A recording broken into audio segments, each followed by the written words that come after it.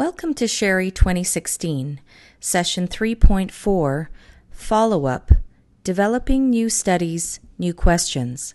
I'm Dr. Elizabeth Odoni-Palucci, an assistant professor within the Medical Education Specialization of the Department of Community Health Sciences and Department of Surgery in the Cummings School of Medicine at the University of Calgary. The purpose of this final session is to help you critically reflect on how the results of your scholarly project might help inform next projects and future directions, as well as define your own scholarly research program. The process of scholarly discovery, integration, application, and teaching involves a series of steps, which we've used to help guide your scholarly project in these sessions. When we began, we directed you to consulting the literature. We said that from that point, you identify or formulate a problem and research questions that you're interested in that could be feasibly studied. After stating your hypotheses and determining your methodology, appropriate methods, and identifying and gathering all necessary resources, you carry out your project. Then you analyze your data, form conclusions, and evaluate your project. Finally, we encouraged you to add to the literature and your community by developing a dissemination plan, which could include presenting at conferences and publishing in scientific journals. Now, for some, the scholarly process may end with the completion of one study.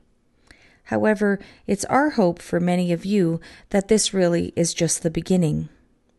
Once you've contributed by adding to the literature, you should have the opportunity to decide whether there is another problem or series of problems for you to pursue. And then when you identify what that is, you engage in that cycle again with this new problem, all the while building our base of knowledge in a particular area. What were your key findings from completing this project? Were you able to answer your research questions to your satisfaction? If yes, where do you go from here? If you didn't, what did you learn that can help you revisit this original problem? Or maybe what new problems emerged from your original question that have now sparked your interest? Do you have more questions than answers as a result of your first attempt at studying this question? And really, depending on a variety of factors, not least of which is identifying resources and of support in time, personnel, and money, the new directions you choose to explore may take you on a wonderful new journey of exploration and discovery. So what is a scholarly program? Often when we go through the research process again and again with the goal of identifying new research problems that can build knowledge and our understanding in a particular related area, we say we're building a program of research. As we've discussed, one common mistake we can make is to take on too big of a project. It's better to think of your research goal as a long-range plan, and you can do this by breaking your project down into manageable components. Try to think in terms of a continuum of research and plan logical steps needed along that continuum. The research program doesn't have to be a seamless whole, as sometimes the parts evolve as opportunities present themselves, but the key is that there's an underlying thread of logic so projects don't appear random. Frank Winter from the University of Saskatchewan posted an article in July 2015 entitled Forest, Trees, and Underbrush, Becoming the Arborist of Your Own Research. This post was inspired by the challenge we face in describing our research programs or agendas. He says that the common expression of not seeing the forest for the trees well describes the person so sunk in minute details that the big picture eludes them. According to Frank, there are others who cannot see the trees for the underbrush. These are the people who are so mired in the details of producing publications that the context in which they are researching eludes them. So in his metaphor of the forest, trees, and underbrush, the underbrush refers to the specific research project. The trees are how the studies are combined into a program of research, and the forest is the broad area or field of interest at the highest level. I found this metaphor most useful in reflecting on my own research activities. So what would be an example for a scholarly research program? Maybe one where someone defines their broad field of interest at the highest level as assessment in medical education. Then the combination of studies as focused on the assessment of reliability and validity. And then the specific research studies looking at constructs of competence and performance in assessment. Another project looking at assessing clinical skills using standardized patients. Yet another on how to train examiners. And then maybe finally the comparison of written and performance tests. Programs of research include more than one project.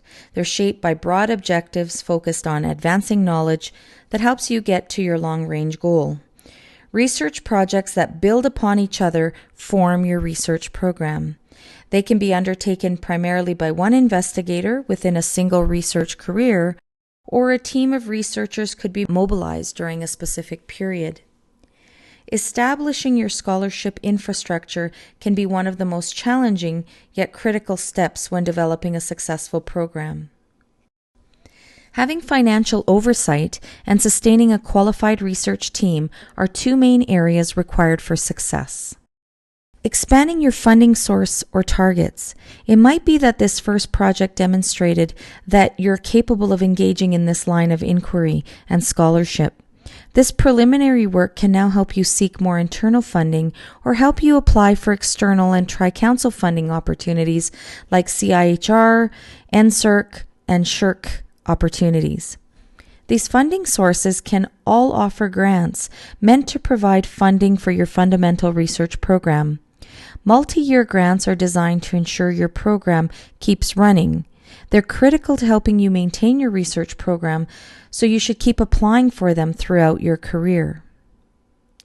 Then there's expanding your network of scholars.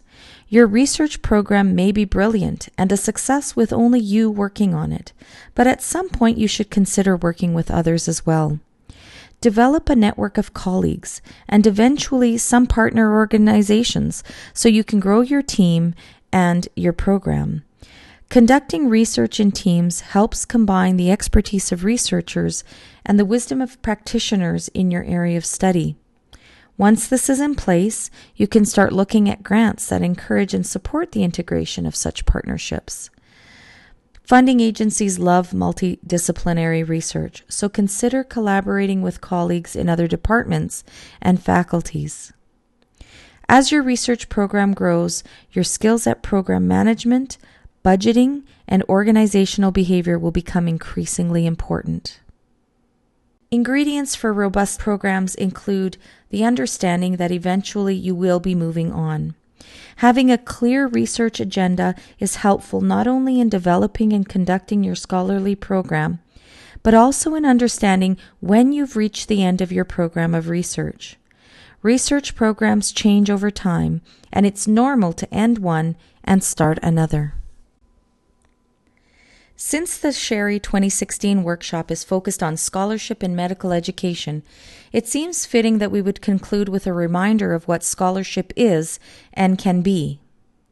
While we may all subscribe to somewhat differing definitions, on a basic level I'm hoping we can agree that a scholar is someone who has knowledge and demonstrates evidence of intellectual engagement and critical thinking. It's important to recognize that the hallmark of a scholar is not that we are knowledgeable, but rather what we do with that knowledge. Thinking critically and creatively, using the data we possess and the opportunities we create to gather new data, that's what makes you a scholar. So hopefully you're thinking of yourself in those terms. You are a scholar. It is our hope that you continue exercising your scholarly skills and interests, returning to your worksheets and learnings from this workshop and any other resources you've acquired through our interactions together, so as to support the work many of you might have just initiated during our time together.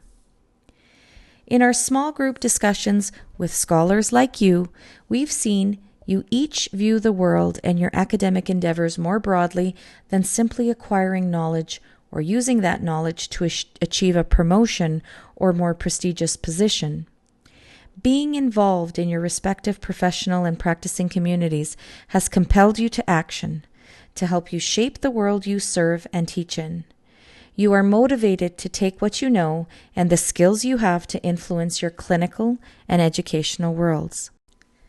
Like Ernest Boyer and Eugene Rice, we call for a broader, open field where different forms of scholarship can interact, inform, and enrich one another, where you can follow your research interests, build on your strengths, and be rewarded for what you spend most of your scholarly energy doing.